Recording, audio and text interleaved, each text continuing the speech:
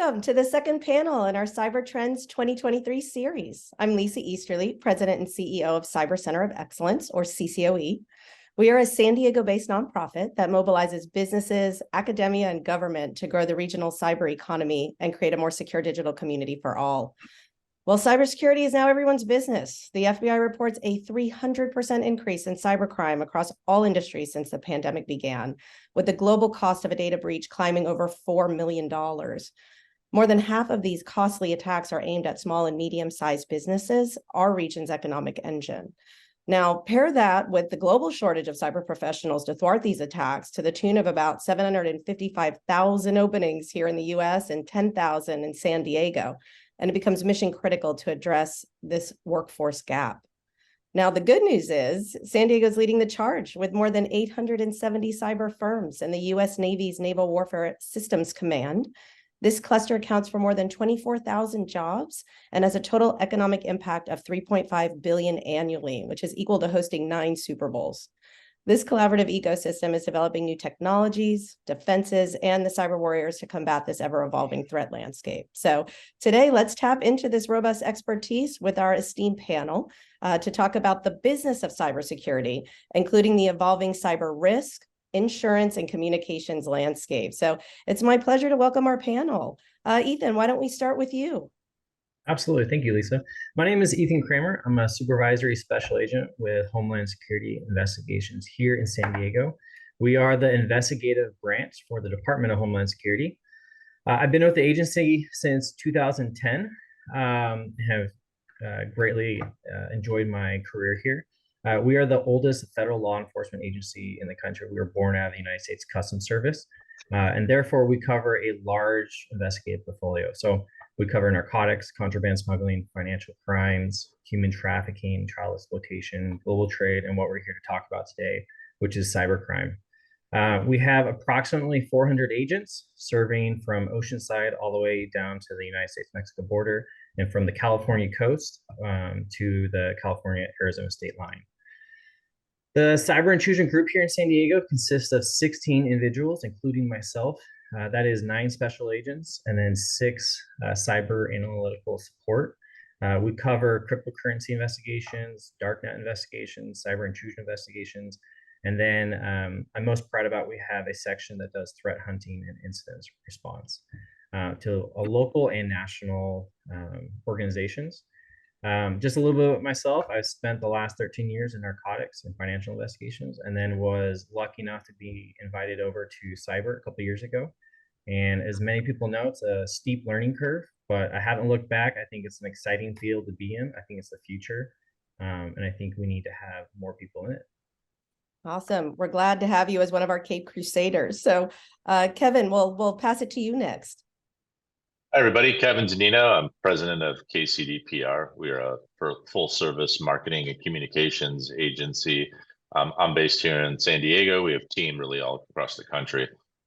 We work with really a wide variety of clients, ranging from cybersecurity companies directly to working with clients in the financial technology, high technology, and financial services space. So the topic of cybersecurity is definitely one that's near and dear, not only to our agency, but something that pops up really kind of on a daily basis with a lot of our clients. And so in many cases, that could mean kind of communications incident response, which I know we're going to chat a little bit about later today, even down to the planning involved for what to do when there are situations involving cybersecurity as well. So a little bit about me, my background. I have about 20 years of experience in corporate communications as a whole, ranging from financial services on the client side to working on the agency side as well. Our team is about a dozen spread across the country, really clients ranging from startups to multi-billion-dollar market cap publicly traded companies as well. So excited to open up a good conversation here, really about not only cybersecurity, but the business side in terms of kind of what goes on in many cases behind the scenes, which is just as important as well. Awesome. Thank you so much, Kevin. And last but absolutely not least, Mr. Jim Skeen.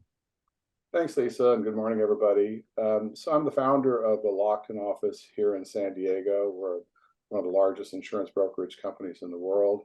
I serve on the boards of the Cyber Center of Excellence, IQ, which is a very exciting cybersecurity training company, as well as the new Navy SEAL Museum board. We're going to build a very exciting museum here in San Diego. More to follow on that. Perfect. All right. Well, let's dive right in. So in this series, we've talked a lot about cybersecurity from the technical and workforce perspectives, but cybercrime is big business. The FBI reports more than 27 billion in cybercrime losses across all industries in the past 5 years. Ethan, can you speak to the systemic risks that you've discovered as lead for Operation Cyber Centurion, an initiative focused on proactively detecting vulnerabilities in critical infrastructure and preventing cyber attacks? Yeah, absolutely. So just to bring up, there's an article called that was published by VentureBeat by Mike McGuire called The Web of Profit, and actually it estimates like cybercrime, the revenue around 1.5 trillion worldwide, which is a hard number to wrap your head around. To help you, it's like equal to the GDP of Russia. So we're talking like the 13th largest economy in the world. That is cybercrime, and that encompasses illegal marketplaces, theft of trade secrets, data trading, ransomware, and so forth. And so I think cybercrime, when we look at it, it's a massive canvas for any law enforcement agency, and we really need to tackle it with a collaborative effort. So a couple of years ago, just before the pandemic hit, we at HSI here in San Diego asked the question, like, what can we do with our cyber intrusion group to have the greatest impact on our community? And what we came up with was Operation Cyber Centurion. It's an initiative, threat hunting initiative, where we proactively learn the tactics and procedures of cyber criminals. With that information, we look at like how are they deploying malware, ransomware, data exploitation from networks through open source intelligence, as well as incident response. We also monitor a variety of cyber threat intelligence feeds to look for like critical infrastructure that's being attacked or will be attacked in the near future. With that information, you're probably asking, what do we do with it? So what we have found to be the most successful is we will create a packet with everything that we have collected. And then instead of like emailing it, because we don't know if their network is actually, if their email is compromised, we will send a agent to the physical location to provide them with that packet. And what that packet has is, you know, the tactics and that we have known those threat actors to use, the backdoors that they've used, what to look for, what IP addresses, internal, external, that we have been able to find, so that their SOC and their IT staff is able to take a jump start on their response to the incident, right? We've had, you know, I can say that every single entity we've gone to, they're extremely grateful. It's a very rewarding experience. And we're happy to grow it and kind of like learn from our experiences and move forward. So we use the cyber kill chain, which many people would identify to be like the Lockheed Martin kill chain. So our goal is there's 7 steps to a cyber attack. We just need to cut the chain in one place to completely block it. So we do that by looking for vulnerabilities on networks of critical infrastructure, as well as active attacks. And so those are our 2-pronged approach to the organization or to the operation. We have conducted north of 350 responses in the last 2 years to entities that are underneath CISA's 16 pillars of critical infrastructure. So that could be hospitals, cities, police stations, things that we use on a day-to-day that, you know, our lives revolve around, is what we're looking to protect. We've learned that once the dust settles from that, we find that most SOCs or IT departments are sometimes just 1-2 man shops, and they are expected to wear every single possible hat that is associated to technology in their organization. And that is just a massive mountain to climb for them and to maintain. And so what we continually like stress is that there needs to be an open conversation between management and their IT, like what risks are acceptable, what risks aren't. They need to practice like what will they do during a cyber incident, and do it frequently, because it's not an if, but it's a when situation, and we want them to be prepared for when it does happen. So just to close out the question, CloudStrike published a bit ago that exploitations take between 1 and 10 hours to occur, right, in your network. And so time is never going to be on our side. So I think it's imperative that from a defense perspective, we look at what we can do before it actually occurs, and we're prepared for when it does. So. Yeah, definitely. I think the ounce of prevention goes a very long way on the unfortunate other side of the incident. So I think too, it seems a lot of businesses really think about insurance as a first line of defense. Jim, as a 40-year veteran in this industry, which has now become the sexy topic du jour, is this the right way to approach cyber insurance? And can you explain for our listeners how insurance companies underwrite cyber risk and maybe how that differs from other types of business coverages? Sure. So respectfully, it's not the right approach. There's an old saying, we reap what we sow, there are no shortcuts. And that's really how you want to approach this. You really don't want to be trying to trade dollars with insurance companies. What you want to do is invest in your business and your people.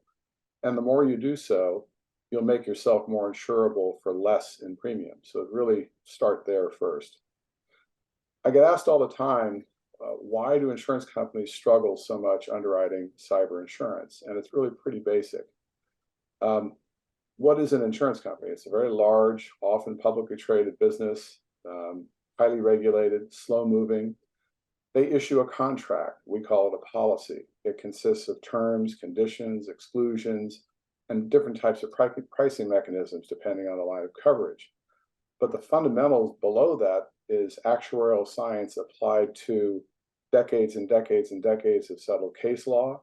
And in the aggregate across the industry, all different types of insurance, literally tens of millions of settled claims. So they start to apply their actuarial science to numbers. In case law, they get further into it by getting geographic specific and then vertical specific, after which then they drop in the specifications that represent your business's risk profile, from which emerges a quote to transfer that risk. So the underwriting is interesting because in cyber, we don't have some of those variables. We don't have decades and decades of settled case law, nor do we have all those paid claims against which they can really start the process. Now, they're getting smarter, but that's the fundamental difference between property insurance or auto insurance or some other type of insurance that comes to mind. It's easy to spot a building on fire or a physical injury, that sort of thing. But how does one spot when your business is in the state of post-infection pre-detection? There's a lot going on that you don't know about that you can't even put on an application or a test tube. So that's part of the challenge. Then you get to big issues that the insurance companies are focused on, really big issues, systemic risk, like the grid, or this highly politically charged regulatory and privacy environment.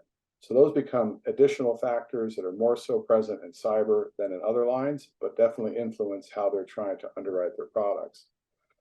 Then let's talk about the war exclusion. War exclusions have been around for centuries. It's pretty easy to spot the tanks coming over the hill, the planes in the air, and the boats, shooting at us, that sort of thing. But cyber is completely different. And so how does an insurance company deny a claim based on a war exclusion? Well, last fall, Lloyd's of London, which is 76 syndicates in London, started to take a harder stance on this, started to say, you know what, we're going to try to start to find a way to enforce the war exclusion. Just recently, in fact, yesterday in the Wall Street Journal, it was reported that Merck prevailed on the East Coast. Merck's insurers were trying to deny coverage for a cyber-related incident based on the war exclusion. But the court found, no, we're not going to let you do that because no, quote, military, close quote, was engaged.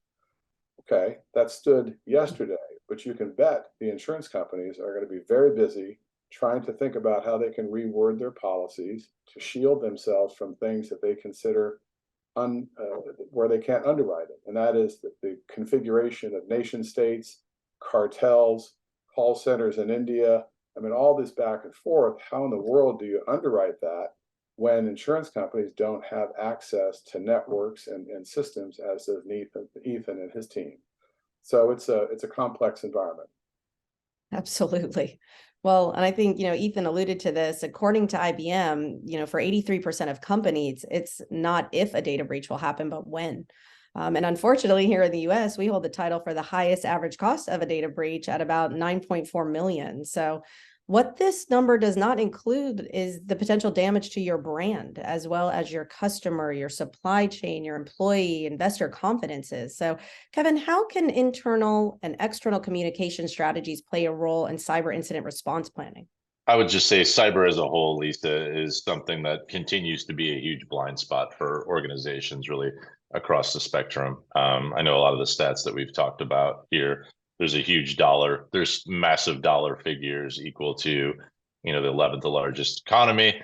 But more importantly, there's huge amounts of brand reputation at risk too here. And so, when you think about cybersecurity as a whole, really having an action plan that encompasses communications is going to be huge. And in many cases, what that does is it ensures to really align the communications team with the security team, with leadership, whether that's a small group or whether we're talking about a multinational organization, it can be a larger group. But first and foremost, even having a cyber incident response plan is going to be number one priority. And from a communication standpoint, again, it's not going to be if this happens. It's more than likely going to be when this happens, what do we do as an organization? So thinking about how do we communicate to our customers, to our employees, to vendors involved? In many cases, if we're publicly traded, there's a huge investor and shareholder component as well, because how you communicate based on an incident can play a huge role in the valuation of the company, in customer and employee trust going forward as well. And so there's a multitude of factors, but first and foremost, just sitting down with your team and building out an incident response plan in terms of, okay, what do we do as a company here to really kind of communicate value to all of these audiences? Who's in charge of each of these verticals? And ensuring that communications, along with a CISO or security, has a seat at the table with the C-suite as well. Because in many instances, what ends up happening is your comms team finds out after the fact. And much like I'm sure a CISO would say, when you're playing cleanup after the fact, there's a litany of kind of issues that you can't correct or be on top of when it comes to that. And so very much like the true cybersecurity planning when it comes to comms, being ready ahead of time is going to be, in many cases, the difference between, market share decreasing or increasing as well. And a couple of good examples of that would be, if we think back to the Target and Home Depot breaches that have occurred as well, how the CEOs of those respective companies actually attacked the problem and really, from a comm standpoint, accepted some of in many cases, the blame, but then we're part of that action team in communicating to shareholders, to employees, that this is what we're going to do going forward. Really conveying the message of this is under control. We know what we're doing next. Here's what's happened, et cetera. That message and the importance of the CEO in many cases leading that narrative is going to be huge. Awesome. Thank you so much, Kevin. And I think, so many lessons to be learned from all of these different business units. Ethan, what lessons have you learned from conducting complex cyber investigations in partnership with the U.S. Attorney's Office that really all businesses should consider when prioritizing their cybersecurity strategies, as kind of Jim and Kevin have spoken to? And then also, how can our local businesses here in San Diego tap into the resources of HSI's Cyber Intrusion Group? Yeah, so first, I just want to say that we have a couple of very talented assistant United States attorneys here in the Southern District of California. I'm a huge advocate for them, and they're an advocate for HSI and especially our Cyber Intrusion Group. So it has been a great relationship to have with them. And as you know, having an expert in this field on your team is invaluable. And I can wholeheartedly say we have that with the Department of Justice here in our district. So that is exciting. Second, I think it's important to bring up what Lisa Monaco shared at RSA a few weeks ago, a shift in how DOJ looks at prioritizing disruptions in cybercrime. So just to quote her, she said that we needed to change our orientation. We needed to pivot to disruption, prevention, and make that our focus. And then additionally, she goes on to say that the direction we have given our prosecutors and investigators is you've got to have a bias toward action and disrupt and prevent. And I think that's what we've done at HSI with Operation Cyber Centurion is, sometimes we can't actually collect every single log and go through it and present it to a prosecutor for prosecution here in our district. And a disruption is okay, and is actually a massive success in our book. So I'm excited to say that that is being put out there by Maine DOJ, and I'm excited to say that HSI is wholeheartedly in support of that. So as a member of law enforcement, I think we also need to ask the questions like, how do we get all the information that we have and give it to the victim or the organization so that they have something to work off of and fight another day. And so I think if you look back at history, law enforcement tends to hold things close to their chest, right? And there's a lot of really, really good reasons for that in investigations, not to share information until you get to the end of the case.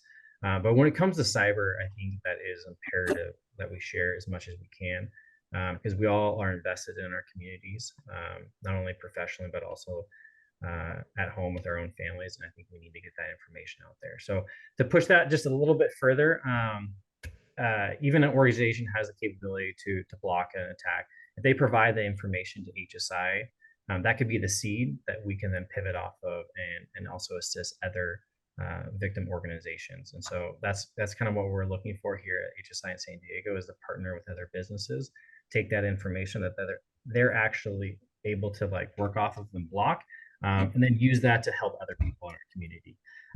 Mature organizations can stop an adversary at the firewall. They can blacklist an IP address and move on about their day. But what about everybody else, right? We should be able to take that information, pivot, and share it. So we can leverage our authorities to sinkhole an IP address or a domain and take down that, so that the entire community can benefit from that. And then just to close this out, I think that law enforcement and incident response during an incident have the same goals. We want to find digital artifacts. We want to interpret them and maximize information for defense on a network. And if we can arrest the responsible party, fantastic. I'm pumped about it. I'm excited about it. But if all we can do is disrupt and also identify other victims that we can make additional disruptions, my apologies, that is also a massive success in my eyes. So we're excited to be here and be a member of the community and a resource. Awesome. Yeah, we have a board member that always says, never let a good crisis go to waste. And so making sure that we learn, and not just learn as in one institution or one company or organization, but really proliferating that information out to the rest of our business community is really critical. And I think it's one of the things that San Diego really does well. Well, let's kind of bring it back to the bigger scale, and we'll come back to you, Jim. So, the evolving cyber insurance market is making headlines, as you mentioned, even as recent as yesterday, with nation state attack exclusions, inside out underwriting, and detailed control requirements. Can you provide an update on the current market, and then suggestions for our audience to better prepare for their cyber insurance, applications and renewals? Sure. So 20 years ago, when I first got exposed to cyber insurance, it was really about publicly traded retailers, hospitals, and utilities. They were the ones primarily looking at this initial product. 5 years ago, it was as easy as buying toothpaste. Fast forward, everything has changed. Starting with mandatory controls. You've got to demonstrate, you and your business have got to demonstrate in a test tube 10 or more mandatory controls just to qualify for a quote, let alone a favorable one. So that's step number one. The 2023 market has changed, and it's moved favorably. So by that I mean there is more capacity in the market. The underwriters are getting smarter about what they're doing. There are new entrants, new players bringing new fresh capital. That's all positive. The rate of premium increases that we've seen over the last few years has flattened or moderated. It's client by client, but that is definitely a positive trend. Again, the mandatory controls and the insurers have done a good job, in their view anyway, of shedding clients who just don't get the message and remain riskier than they care to underwrite. So there's a lot of culling of the herd, if you will, going on. They're imposing sublimits and coinsurance clauses on businesses that they consider riskier than others, so they're being more defined there. And they're being very industry selective. So the ones that stand out that still are more troublesome than others include healthcare, technology, and public entity. So I want to give you a couple of word pictures to think about as far as preparing. So think about the Olympic logo, 5 interconnected rings, and pretend that logo is stenciled on a white tablecloth in your dining room. And each of those rings represents a different function for your business. That could be finance, HR, IT, legal, operations. And so now you take a big pitcher of red wine and you spill that on that white tablecloth. That's a breach, internal, external. But watch it spread, and it's impacting your business functions concurrently. So the question really becomes, does your business have a plan for each ring independently and then interoperably with the other 4? For most businesses, honestly, the answer is no, but you have to start someplace and you need to start moving in this direction. Another word picture I'll give you is a city skyline. Pretend that's a couple different things. That's the different types of insurance you're purchasing: property, liability, auto, medical, management liability for your directors and officers, crime insurance, tech E&O, all these sorts of things. You really need to do a gap analysis on those different policies to find out which is offering some level of coverage or not, and try to streamline it so you have no gaps and duplications. I was recently with an agent who gave me a great example that he uses, which is your family vehicle. Pretend your family vehicle is your networks at your business. And the most precious cargo you might have in your vehicle is an infant. So is your infant, that's your IP from a business perspective. So is that infant standing by the window, waving at everybody with no seatbelt on, or is it protected properly? And that's sort of the mindset that everybody needs to start to get into, which is think of your networks, your most precious IP. What exactly are you doing to protect that? And what can you afford to do or not do? The other aspect of that really has to do with your third-party partners, the contractual analysis. So that city skyline, think about that. There are some bigger and stronger than others. Well, those represent clients, vendors, suppliers, all the different parties with which you do business. And there's probably contractual relationships between you. So look at the indemnification wording, see what risk they're trying to transfer to you versus you to them. And effectively, is this stuff being matched up and contemplated in your pricing? Then at the end of all that process, how would your insurance respond to this landscape that you presented? So really kind of complementing what Ethan and Kevin have been saying all along in my earlier comment, there is no shortcut here. It's really about first investing in your enterprise and your people. The more so you do that, the better all parties will be. Absolutely. And I think I love the Olympic rings. It's always my favorite one, where you actually watch everyone in the audience see the bleed and realize this is something that is not containable. So I think, Kevin, cost is often cited as one of the biggest cybersecurity challenges for small to medium-sized businesses. And you work with a lot of tech and financial startups to raise their profiles for funding and business development opportunities. How has baking cybersecurity into the narrative helped with ROI? I think founders really, when it comes to startups and even, kind of more established companies, really need to prioritize cybersecurity from an investment standpoint and really truly view that as an investment in terms of an asset. In many cases, I know we talked about sort of funding issues or shareholder communications, et cetera, but there's a huge sort of risk management component to this as well, simply from the standpoint of you can't afford to have this go wrong as a whole. And so much like there's a variety of cybersecurity solutions, I know Jim and Ethan talked through many of them. There's a lot more nowadays that are very much cost effective.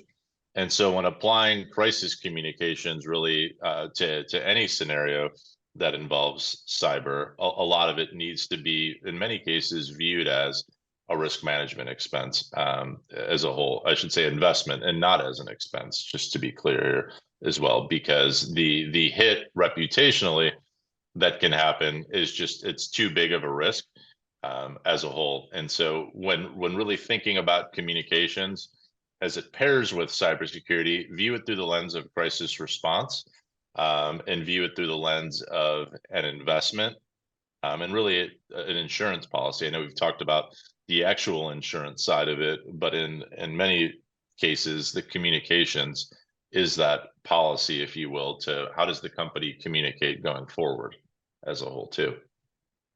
Perfect. And we've seen this really work for a lot of companies in our region, lots of startups in a lot of realms, but even prior to the FDA determining that cybersecurity needed to be part of their new applications for medical device companies, we have organizations in our region like MedCrypt that bake this in from the get-go. And it's been part of their marketing strategy that's been incredibly successful for them. So I'm excited to continue to see how that develops as, again, new markets and new legislation and the regulatory environment continues to evolve. Well, this has just been a fantastic discussion, gentlemen. We're just about out of time, so I'd love to give each of you a moment to give your final thoughts on what San Diego companies need to know about the business of cybersecurity. So why don't we come back to you, Ethan, for a final thought? Yeah, absolutely. I just want to reiterate that, HSI is here in San Diego to be a resource. We're a large federal agency that wants to see how can we take information on the law enforcement side and use it on the private sector to protect networks, right? If you see us knocking on your door, we're probably going to be there just to help you. So please take what we have as that. If there's anything you might need, please reach out and we'd be happy to assist. So I think it is very important that it's a win, not an if, and that practice for when that does happen. Fabulous. Thank you so much. And Jim, final thoughts. Sure, thank you. And thanks to the San Diego Business Journal. The CCOE created the executive briefing series about 5 or 6 years ago, and we're proud of the fact that we do 8 to 10 presentations a year. We put the federal law enforcement, FBI, Secret Service, HSI now in front of, I think it's 3,500 businesses in San Diego County. So we're proud of that because we want to, on the private side, assist the agents better protect us. Their time is precious. Their resources are limited. The more we can reach out and partner with them, the better we're all going to be. So it's just a thank you for that. It's a great collaboration and we enjoy working with each other. Awesome. Thank you, Jim. And Kevin, we'll have you take us home. I mean, I think we planning, right? I mean, so in many cases, Ethan talked through, the when and if conundrum. Everyone's going to be breached at some point. So planning to a communications response, knowing who's saying what, knowing what audiences need to be communicated with are going to be huge. Don't be caught as the company that ends up calling experts like us once the what has already hit the fan. In that case, it's already too late. So again, all about the planning. Absolutely. Well, awesome. Many thanks, Ethan, Kevin, Jim, for this great, insightful discussion. We invite businesses and job seekers to visit CCOE's website at sdccoe.org for more information and free resources, including the links to Ethan's website, as well as a ton of other resources for businesses, as well as those interested in joining the fight. Thank you for joining us. We look forward to the next San Diego Business Journal Cyber Trends panel discussion this summer.